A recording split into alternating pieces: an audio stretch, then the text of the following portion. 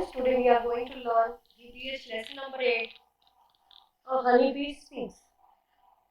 Now, a monologue. Monologue means what? Means talking with yourself only. Monologue मतलब talking with yourself only, मतलब मन अपने आप से बात करना. तो जो honeybee है वो अपनी बातें हमको बता रही है. That is called a monologue. means अपने आप से बात करना हमको बताना. Now see here. What me a lazy bee? Now देखो honeybee क्या बोल रही first line what is saying? What you are saying me a lazy bee? आप मुझे lazy bee बोल रहे हो? Lazy मतलब क्या? आलसी. bee lazy होती है क्या? आपने देखी ना मधुमक्खी? हमें always she was busy in collecting the honey and moving from here and there. He was not lazy. Now what is saying? You are calling me a lazy bee, but I am not a lazy bee. I will tell you. मैं आपको बताऊंगी कि मैं कितना काम करती हूँ. You think I am simply have fun all day among the flowers? Oh no. When I am flitting from flower to flower, I am actually very hard at work. That's why I am called not a lazy bee but a busy bee. Now what he is saying? कि आपको लग रहा होगा, you thinking that I am very means I am enjoying the day from moving here and there from one flower to another flower, but I am not doing that. I am doing my work. I am not enjoying the day. I am doing my work. I am not a lazy bee, but I am a busy bee. मैं बहुत busy हूँ, मैं बहुत काम करती हूँ. Lazy किसको बोलते हैं? जो काम नहीं करता है.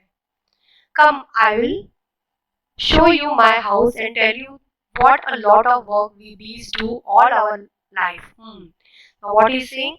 That चलो मैं हमारा घर आपको दिखाती हूँ और हम लोग कितनी काम करते हैं सब bees आपको ये देख के मालूम हो जाएगा. My house is called a honeycomb. Honeycomb मधुमक्खी का जो घर होता है उसको क्या बोलते हैं? honeycomb. It's a big house with thousands of rooms or cells. Each room has 6 equal sides. We take a lot of care to build it. We even produce the material for building the comb. It's called beeswax. Now Honey बोल रही है, हनी बीबल बोल रही है कि भाई देखो ये मेरा घर है और इसमें देखो आपको दिख रहा होगा पिक्चर में 6 साइड से उसके घर के हैं ना. That is called honeycomb. और उसको बनाने के लिए उनको बहुत मेहनत लगती है और उसके लिए जो मटेरियल लगता है वो भी खुद प्रोड्यूस करते हैं अपने आप से और उसको क्या बोलते हैं? बी वैक्स बोलते हैं. Okay. Do you know when I was very young I used to stay at home, but even then I had to do a lot of work. I had to look after the larvae, the babies that would grow into bees. I had to feed them and protect them. If anyone came near our comb to disturb it, I was ready with my weapon, a sting. I am not only a worker, I am also a soldier.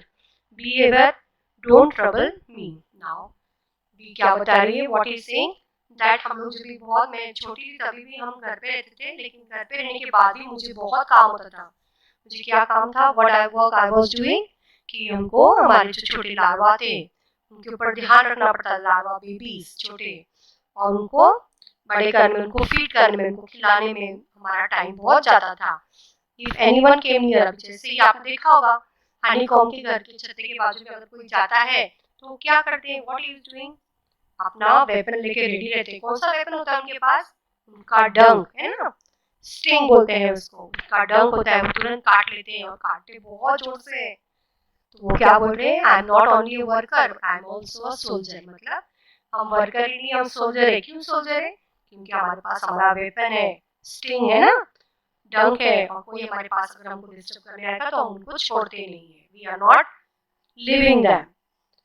Well, go to back to the comb. I had to keep the comb cool by fanning it with my wings. Now देखो हमारा जो ये honeycomb का घर है इसको हमको cool रखना पड़ता है, ठंडा रखना पड़ता है, इसलिए हमको फैनिंग करना पड़ता है. आपने देखा होगा मधुमक्खी bee always just moving from here and there. उनके विंग्स ऐसे उड़ते ही रहते हैं तो वो अपने कोम को ठंडा रखते हैं पंखे. Then I had to keep the house in order, put away all the honey and food that other bees brought from the flowers. इसके बाद क्या करना पड़ता है? जो बीज बाहर काम के लिए गए वो जो लेके आते हैं फूड और हनी, उनको सब संभाल के एक जगह पे रखना पड़ता है. But luckily I had hundreds of other bees working with me. We all worked together without ever fighting. That's one reason why we can build such perfect and beautiful house. Now what he is saying कि जो भी खाना और हनी लेके आते हैं दूसरी बीज that we are keeping separately and we are doing all together that work. हम सब मिलके काम करते हैं, कोई फाइटिंग नहीं करता है. इसकी वजह से हमारा ये हाउस जो है इतना ब्यूटीफुल रहता है और कोई भी काम करने में लेजीनेस दिखाता नहीं, सबको काम करना पसंद होता है. Now, yes, I help the house building too. We keep making our house bigger and bigger to make room for the babies and for the food and honey we gather. Now आपने देखा होगा honeycomb का घर देखा होगा, पहले small होता है फिर बढ़ते बढ़ते बढ़ते जाता है. What they are saying कि हम उसको बढ़ाते रहते हैं. क्यों? Because small babies जैसे बड़े बढ़ते हैं और फूड और हनी जमा करने के लिए हमको और रूम्स चाहिए. So we are making it big and big. When I become older, I begin to fly out of the comb to gather nectar. मैं जब बड़ी हो जाऊंगी तो मैं ये कॉम से जो हमारा घर है उससे बाहर निकलूंगी और मैं क्या जमा करूंगी. गैदर मतलब जमा करना.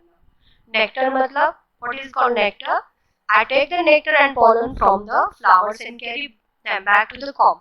Nectar is a sweet juice. Sweet juice in flowers. Pollen is the yellow powdery stuff you see on the flower. Nectar जो होता है फूलों का जूस होता है, उसको निकाल के अपने हनीकॉम्ब में लेके जाके वो क्या बनाते हैं, हनी बनाते हैं स्वीट स्वीट. और पोलन क्या होता है, फ्लावर के ऊपर जो कलर्स होते हैं. अगर कोई भी फ्लावर आप हाथ में लोगे तो उसमें से बहुत सारे फ्लावर्स में आपको पाउडरी कलर दिखता है हाथ में. That is called pollen, powdery colour. I visit hundreds of flowers and make several trips every day without wasting even a single moment. Now what is saying कि भाई मैं बहुत 100 फ्लावर्स में हम लोग जाके जमा करते हैं हनी बनाना, नेक्टर जमा करना, उसके बाद हनी बनाना. That is not a easy task. It is very difficult but we are doing it well. The nectar from the flowers is too thin. We bees turn it into the sweet thick honey that we like. Now what is saying, जब हम लोग nectar लाते हैं flower में से वो बहुत thin पतला होता है, लेकिन हम हनी बीज उसको बहुत थिक बनाते हैं और स्वीट बनाते हैं जो हनी आपको पसंद होता है. आई थिंक हनी सबको पसंद होता है ना, छोटे हो या बड़े सबको अच्छा लगता है honey. Yes, it's only because you called me a lazy bee that I stopped and explain it all to you. Otherwise I have not a moment to lose. Bye. Now what is bee saying कि मुझे तो बिल्कुल time नहीं है आपसे बात करने का, लेकिन आपने मुझे लेजी भी बोला.